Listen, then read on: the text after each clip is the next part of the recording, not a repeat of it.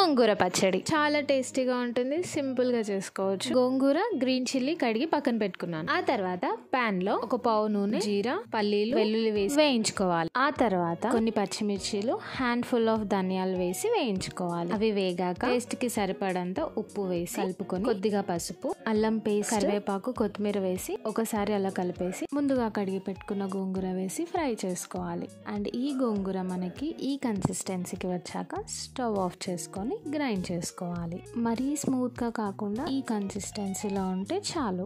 ఇలా అయినా తినొచ్చు, తాలింపు పెట్టుకొని అయినా తినొచ్చు. తాలింపు కోసం ఒక పాన్ లో 3 పావుల నూనె వేసుకొని కొద్దిగా శనగపప్పు, మినపప్పు, వెల్లుల్లి, జీలకర్ర, ఆవాలు, పచ్చిమిర్చి, కరివేపాకు, పసుపు, ఉప్పు వేసి కలుపుకొని గ్రైండ్ చేసి పెట్టుకున్న గోంగూర పేస్ట్ వేసి కలుపుకోవాలి. మొత్తం ఒకసారి అలా కలిపేసుకుంటే అంతే, ఎంతో సింపుల్ గోంగూర పచ్చడి రెడీ.